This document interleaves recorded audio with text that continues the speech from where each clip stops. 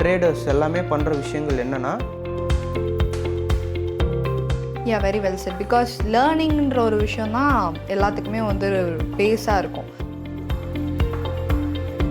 அவங்களுக்கு லேர்னிங் இல்லாமல் ட்ரேடிங்குள்ளே வந்தாங்க அப்படின்னா ரியல் டைமுக்கு வந்து அது வந்து உங்களுக்கு ஹெல்ப் பண்ணுமான்னு பார்த்தா,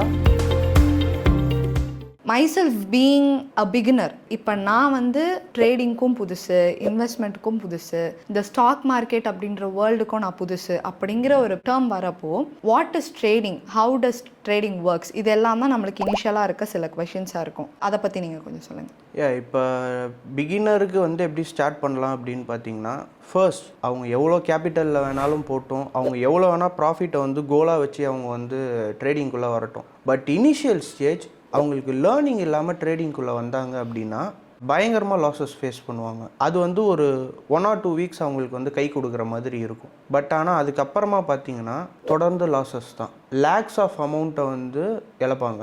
யார் வந்து ட்ரேடிங் ஆசையில் வந்து உள்ளே வராங்க அப்படின்னா எல்லாருமே middle class peoples. So middle class பீப்புள்ஸ்க்கு வந்து வித்தவுட் லேர்னிங் போகிறாங்க அப்படின்னா ஒரு 5 to 10 lakhs அவங்க கேபிட்டல் வச்சு பண்ணுறாங்க அப்படின்னா அந்த 5 to 10 lakhsே அவங்களுக்கு பெரிய அமௌண்ட். வித்தவுட் லேர்னிங்கில் அவங்க போகும்போது அந்த 5 to 10 lakhsை வந்து மொத்தமாக ரிஸ்க்குக்கு வச்சு தான் போகிறாங்க.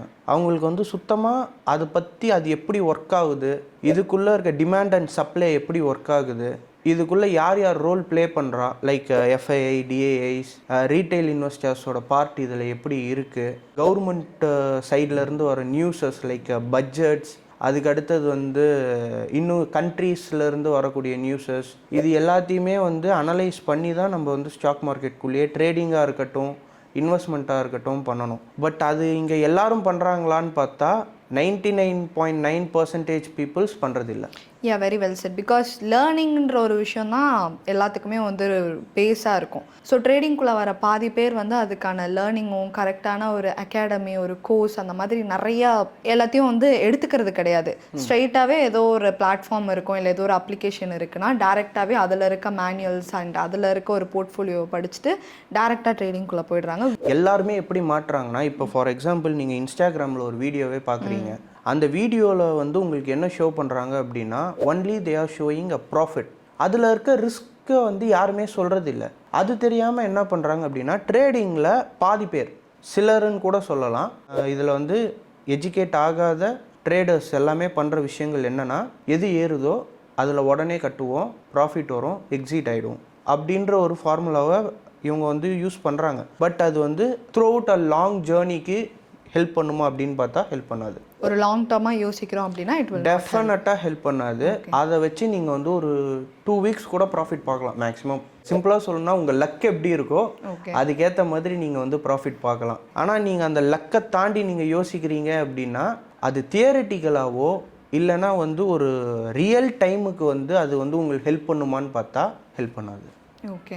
ஸோ இது எல்லாமே வந்து ஒரு மாதிரி ஒரு சஸ்பீஷியஸான சில திங்ஸாக தான் இருக்கும். இனிஷியலாக பிகினராக ஸ்டார்ட் பண்ணுறாங்க ட்ரேடிங்குள்ளே அப்படின்னா, அண்ட் ப்ராப்பரான ஒரு மைண்ட் செட்டே நம்மளோட ட்ரேடர்ஸ்க்கு புதுசாக ஸ்டார்ட் பண்ணுறவங்களுக்கு இருக்காது. So how to standardize that first? So ஒரு ட்ரேடரோட மைண்ட் செட், ட்ரேடிங் பண்ணுறவங்களோட மைண்ட் செட் என்னவா இருக்கும், இஃப் நாட் அது என்னவா இருக்கணும், இருந்தால் பெட்டராக இருக்கும். ட்ரேடர் மைண்ட் செட் வந்து ஃபர்ஸ்ட் எப்படி இருக்கணும் அப்படின்னா, லைக் ஒரு ப்ரொஃபஷ்னல் ட்ரேடராக நம்ம ஆகணும் அப்படின்னா முதல் விஷயம் ஆசைப்படக்கூடாது. ஓகே. இன்றைக்கி நீங்கள் வந்து ஒரு 1 lakh வச்சு ட்ரேட் எடுக்கிறீங்க, 3000 இஸ் யுவர் லாஸ். நீங்கள் அதை கட் பண்ணிட்டு வந்துடணும். பட் ஆனால் இருக்கக்கூடிய எல்லா ட்ரேடர்ஸுமே என்ன பண்ணுறாங்க அப்படின்னா கட் பண்ணாமல் நம்ம பார்ப்போம், வெயிட் பண்ணுவோம்.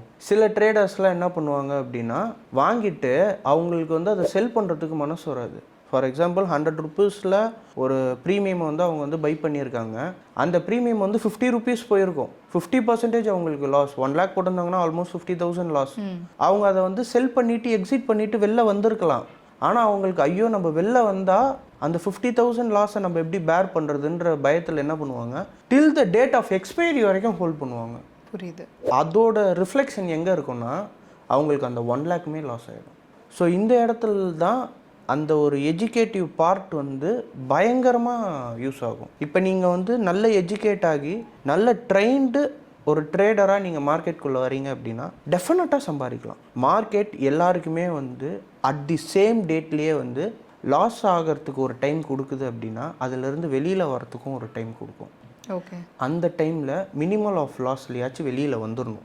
அதை விட்டுட்டு நான் ப்ராஃபிட்டோட தான் வருவேன் அப்படின்ற மைண்ட் செட்லேயே இருந்தாங்க அப்படின்னா டெஃபினட்டாக அது வந்து அவங்களுக்கு ஸ்ட்ரகிளாக தான் கொடுக்கும். ஹாய் கைஸ், எல்லாரும் இங்கே வாங்க. உங்களுக்கான சூப்பர் டூப்பரான எக்ஸ்க்ளூசிவ் ஆஃபர்ஸ் வச்சுருக்கேன். நம்ம லோகேஷ் ட்ரேடிங் சர்வீசஸில் NISM certified mentors lifetime கைட்லைன்ஸோட ஆன்லைன் ட்ரேடிங் சர்வீசஸ் ஆஃபர் பண்ணிட்டு இருக்காங்க. சீட்ஸ் எல்லாம் சீக்கிரமாக ஃபில் ஆகிட்டு இருக்கு. சீக்கிரமாக வந்து அவைல் பண்ணிக்கோங்க. Grab your offer soon. Start learning today, build wealth tomorrow.